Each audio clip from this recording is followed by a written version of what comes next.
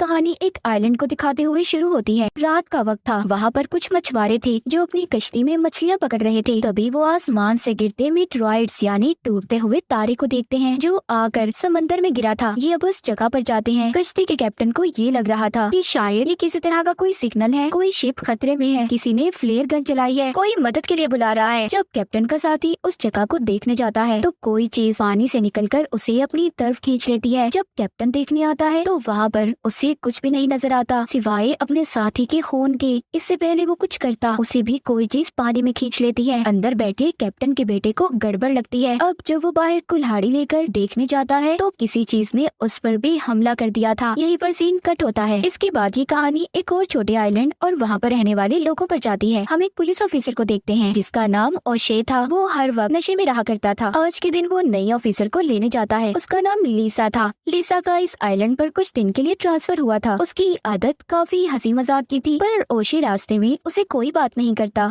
जब ये दोनों पुलिस स्टेशन पहुंच जाते हैं जहाँ पर लीसा की मुलाकात अपने हेड से होती है, वो लीसा को वेलकम कहते हैं। हेड कहते हैं कि कुछ दिन के लिए मैं काम के सिलसिले में बाहर जा रहा हूँ, इसलिए मुझे अपनी जगह एक पुलिस ऑफिसर की जरूरत थी, तो मुझे लगता है तुम काम अच्छे से संभाल लोगी। जाते हुए ओशे अपने हेड से कहता है क्या जरूरत थी नई ऑफिसर की, मैं था ना, मैं सब संभाल लेता। पर उसके हेड को उस पर जरा भी भरोसा नहीं था क्योंकि हर वक्त ओशे नशे में जो रहा करता था। इस आइलैंड की बंदरगाह पर दो मछुआरे दिखाए जाते हैं जो मछलियाँ पकड़ रहे थे। तभी उनमें से एक आदमी समंदर से अजीब सा क्रिएचर पकड़ता है। जब उसका दूसरा साथी उसे देखने की कोशिश करता है तो वो क्रिएचर उस पर पानी की तरह लिक्विड फेंकता है, पर वो लिक्विड किसी किस्म का जहरीला नहीं था। अब उस आदमी को ऐसा लग रहा था कि जैसे उसने कोई अजीब सा जानवर पकड़ा है जिसके उसे बहुत से पैसे मिल सकते हैं। इसीलिए वो आदमी उसे अपने साथ घर ले आया था, लाकर अपनी बाथटब में डाल देता है ताकि वो पानी में जिंदा रह सके। वहीं पर दूसरी तरफ समंदर के किनारे कुछ लोगों को मरी हुई व्हेल मिलती है जो काफी अजीब बात थी। ओशे और लीसा छानबीन करने वहाँ पर जाते हैं। वहाँ पर पहले ही एक डॉक्टर मौजूद था जो मरी हुई व्हेल को चेक कर रहा था। वो इन्हें बताता है कि ये बहुत पहले से मरी हुई है, इसके जिस्म पर जो निशान है वो पत्थरों के टकराने से आए हैं। ओशे को ये बातें काफी अजीब लग रही थी क्योंकि बहुत वक्त से वो इस आइलैंड पर रह रहा था और इससे पहले ऐसा कुछ भी नहीं हुआ था। इसके बाद ओशे एक आदमी के पास जाता है जो एक बिल्डिंग बनाने का काम कर रहा था। उसके पास बहुत बड़ी क्रेन मशीन थी। वो उस आदमी से कहता है कि तुम जाओ और जाकर समंदर के किनारे से मरी हुई व्हेल को उठा लो। ये आदमी अब ऐसा ही करता है, अपने साथियों को लेकर समंदर के किनारे जाकर उस मरी हुई व्हेल को उठा लेता है। सब लोग चले गए थे। इनका काम यहाँ पर खत्म भी हो गया था। इनका कुछ सामान वहीं पर रह गया था। वो अपने साथी को जरूरी सामान लेने समंदर के किनारे भेजता है और खुद गाड़ी में बैठा उसका इंतजार करता है। जैसे ही उसका साथी वहाँ पर जाता है तो वहाँ पर वो अजीब से अंडे देखता है। इससे पहले वो सामान लेकर वापस जाता, कोई चीज समंदर से उसे भी अपनी तरफ खींच लेती है। अब वो आदमी जो गाड़ी में बैठा इंतजार कर रहा था अपने साथी को देखने जाता है, पर वहाँ पर कोई भी नहीं था। इसके बाद हम उस होटल को देखते हैं जहाँ पर लीसा रुकी हुई थी। यहाँ पर एक बार भी बना हुआ था जिसको हस्बैंड वाइफ चलाया करते थे और ओशे अक्सर यहाँ पर शराब पीने आता था। वहाँ पर वही आदमी आता है जिसको अजीब क्रिएचर मिला था। वो ओशे को बताता है कि मुझे क्रिएचर मिला है जिसकी कीमत बहुत ज्यादा है, उसे बेचकर मैं बहुत से पैसे कमाऊंगा। पर ओशे को उसकी बात पर यकीन नहीं होता। वो सोचता है कि ये नशे में है, ऐसे ही बोली जा रहा होगा, मजाक कर रहा है मेरे साथ, क्योंकि ओशे खुद नशे में था। उसी रात हम एक और आदमी को देखते हैं जो उसी आदमी का साथी था जिसने क्रिएचर को पकड़ा था। वो अपने घर पर था। तभी उसके घर पर कोई आता है। अब जब ये दरवाजा खोलने जाता है तो एक आदमी को देखता है। ऐसा लग रहा था कि जैसे वो किसी चीज से लटका हुआ हो। उसके दोनों हाथ ऊपर थे। जब ये थोड़ा सा आगे जाकर देखता है तो कोई चीज उसे भी आसमान में खींच लेती है। उस आदमी की बीवी भी वहाँ पर थी जो ये सब कुछ देखकर बहुत घबरा गई थी। वो जल्दी से अपने घर का दरवाजा बंद करती है। उसने उस क्रिएचर को देख लिया था जिसने इसके हस्बैंड को अपनी तरफ खींचा था। जी हाँ, वो एक खतरनाक क्रिएचर था जो अब इंसानों को खा रहा था। पर ये कैसे और कहाँ से आया था ये हमें कहानी में आगे जाकर पता चलेगा। अब वो औरत अपने घर में बहुत डरी हुई थी। उसको उसके हस्बैंड की चीखें सुनाई दे रही थी। उसकी नजर अपने घर की चिमनी पर जाती है। ये देखकर सोचती है वो क्रिएचर वहाँ से भी आ सकता है। इससे पहले ये उसे बंद करती, क्रिएचर उसे भी चिमनी के रास्ते से आकर खींच लेता है। उधर वही आदमी जिसको क्रिएचर मिला था वो अपनी बाथटब में जाकर देखता है तो वहाँ से वो क्रिएचर गायब था। उधर सिर्फ उसका एक अंडा पड़ा था। ये जब चेक करने बाहर आता है तो कमरे में अजीब सा लिक्विड देखता है। वो क्रिएचर दीवार से चिपका हुआ था जिसके बड़े बड़े टेंटिकल्स थे जो दिखने में बिल्कुल ऑक्टोपस की तरह लग रहा था। क्रिएचर उस आदमी पर हमला करता है मगर वो उसको अपने पास से हटा देता है और मार भी देता है। सुबह को हमें दिखाया जाता है लीसा बार में काम करने वाली लेडी से ओशे के बारे में पूछती है क्योंकि वो अब ओशे को पसंद करने लगी थी। वो पता करना चाहती थी कि उसकी वाइफ है या नहीं, पर वो लेडी उसको बताती है कि उसकी वाइफ नहीं है, वो बिल्कुल अकेला रहता है। तभी थोड़ी देर बाद वही आदमी ओशे और लिसा को कॉल करके बुलाता है जिसको क्रिएचर मिला था। वो आदमी उसे मारकर लैब में लाया था। टेस्ट करने पर डॉक्टर कहता है कि आज तक मैंने ऐसी अजीब चीज नहीं देखी, ये काफी खतरनाक लगता है। वो क्रिएचर को ग्रैबर का नाम देता है। वो डॉक्टर उन्हें दिखाता है कि इस ग्रैबर की बहुत लंबी जुबान है, ये क्रिएचर सिर्फ पानी और खून पीता है। वो इनको इसका अंडा भी दिखाता है। ये सब कुछ जानने के बाद ओशे को अब व्हेल वाला हादसा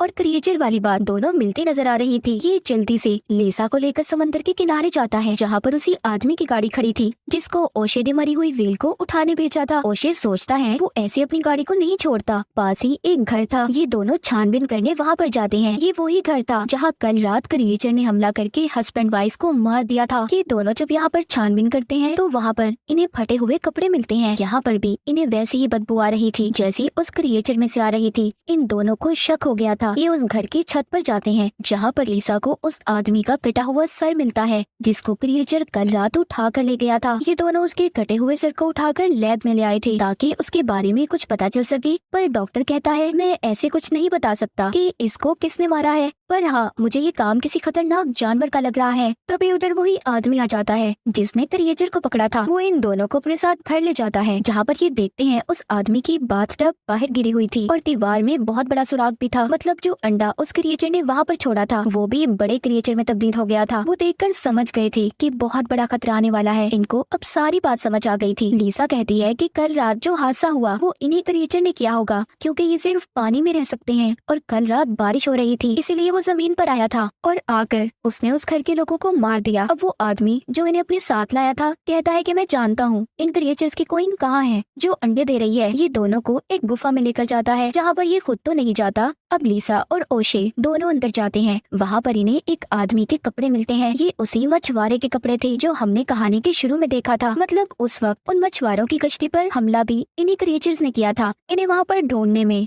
और कुछ तो नहीं मिलता पर ये क्रिएचर को जगा देते हैं। वो क्रिएचर जागते ही इन पर हमला करने आ रहा था मगर ये दोनों जल्दी से बाहर निकल आए थे। वो क्रिएचर अभी भी गुफा में ही था। वो बाहर नहीं आता क्योंकि ये क्रिएचर सूरज की रोशनी में बाहर नहीं निकल सकते थे। इसीलिए ये दोनों अब दोबारा से लैब में जाते हैं और ग्रैबर क्रिएचर की कमजोरी का पता करने की कोशिश करते हैं कि जिससे ये इसे मार सके। पहले ये उसे आग लगाते हैं पर अचानक से पानी आने लगा था जिससे ग्रैबर दोबारा से जिंदा हो गया था और ओशे के मुंह पर वही लिक्विड फेंककर उसके सर पर चिपक जाता है। लेकिन किसी तरह ये उसे अपने सर से उतारता है। वो आदमी भी खड़ा ये सब देख रहा था जो यहाँ पर इसको लाया था। वो बिन को बताता है कि ग्रैबर क्रिएचर ने मुझ पर इस तरह हमला किया था। इसने तो मुझे भी काट लिया था पर उस दिन मैंने शराब पी हुई थी और ये मुझे काटते ही कमजोर सा हो गया। इसका मतलब ये है कि जो आदमी शराब का इस्तेमाल करता होगा ये क्रिएचर उन्हें नुकसान नहीं पहुंचा सकते। आज रात बहुत तेज तूफान भी आने वाला था इसलिए ओशे और लिसा मिलकर प्लान बनाते हैं। वो बार वाले के पास जाते हैं और कहते हैं देखो आइलैंड पर रहने वाले लोग सभी खतरे में हैं। उन पर क्रिएचर हमला करने वाला है पर हम एक ही सूरत में उन्हें बचा सकते हैं अगर लोग ज्यादा से ज्यादा शराब पिए क्योंकि जिसके भी खून में अल्कोहल शामिल होगी वो क्रिएचर उन्हें नुकसान नहीं पहुंचाएगा। पर इस बात का पता किसी को भी नहीं चलना चाहिए वरना लोग घबरा जाएंगे। वो बार वाला भी इनका साथ देने के लिए तैयार हो गया था।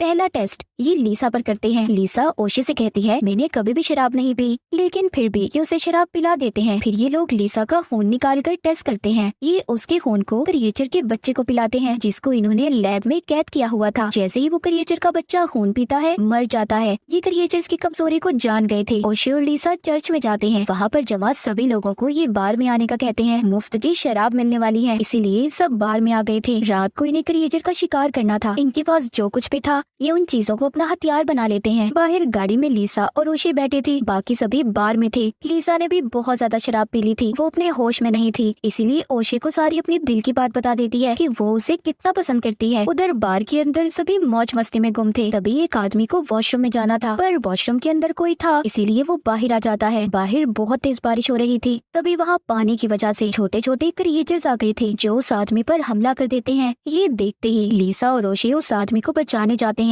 इससे पहले कि वो उसे बचा पाते, वहाँ पर एक बड़ा ग्रैबर क्रिएचर भी आ गया था जो उस आदमी को खींचकर खा जाता है। ये देखकर लीसा और ओशी अपनी जान बचाकर भागते हैं। जब ये दोनों अपनी गाड़ी में बैठते हैं तो लीसा परेशानी में गाड़ी के सायरन को ऑन कर देती है, जिस वजह से क्रिएचर अब इनके पीछे था वो इनकी गाड़ी पर चढ़ जाता है। वो गाड़ी को तोड़ने की कोशिश कर रहा था, पर ये मौका देखते ही जल्दी से बार के अंदर भागते हैं। बार में आते ही बार का मालिक ओशी को बताता है कि सारी शराब खत्म हो गई है, हमें लेने दूसरी जगह पर जाना होगा जहाँ पर हम इस वक्त नहीं जा सकते। इसलिए ओशी सबको ऊपर जाने का कहता है। सब पूछ रहे थे कि क्या हुआ ऐसा, क्यों जाए हम ऊपर, पर ओशी अभी भी किसी को कुछ नहीं बताता। कोई नहीं जानता था कि बाहर कितनी बड़ी मुसीबत है। यहाँ पर वो डॉक्टर जो लैब में काम करता था उसने बहुत ज्यादा शराब पी ली थी, इसीलिए वो अपने होश में नहीं था। वो बाहर जाकर बड़े ग्रैबर क्रिएचर के सामने खड़ा हो जाता है और उसकी तस्वीर बनाने की कोशिश करता है, लेकिन क्रिएचर उसे पकड़कर दूर फेंक देता है। बार के अंदर सबको इस बड़े खतरे के बारे में पता चल गया था। सभी अपनी जान बचाकर ऊपर की तरफ भागते हैं। ओशे सबको यकीन दिलवाता है कि वो सभी महफूज हैं, उन्हें कुछ नहीं होगा। वो ये भी कहता है कि इस क्रिएचर को शराब से नफरत है, इसीलिए वो किसी को कुछ नहीं करेगा। लेकिन यहाँ पर सबसे बड़ा खतरा ओशे खुद था, क्योंकि उसने शराब नहीं पी थी, इसलिए क्रिएचर ओशे के पीछे था। ओशे अब नीचे जाने का फैसला करता है, क्योंकि वो अपनी वजह से सबके जान खतरे में नहीं डाल सकता था। लेकिन यहाँ पर लीसा उसे एक आइडिया बताती है। कहती है कि देखो, ये क्रिएचर सूरज की रोशनी बर्दाश्त नहीं कर सकते, इसीलिए यहाँ पर जो कंस्ट्रक्शन साइट है, मैंने उधर क्रेन मशीन को देखा है, हम उधर जाएंगे, इस क्रिएचर को पकड़कर उस मशीन से रोके रखेंगे और जैसे ही सुबह होगी ये क्रिएचर खत्म हो जाएगा और इसके अंडे भी।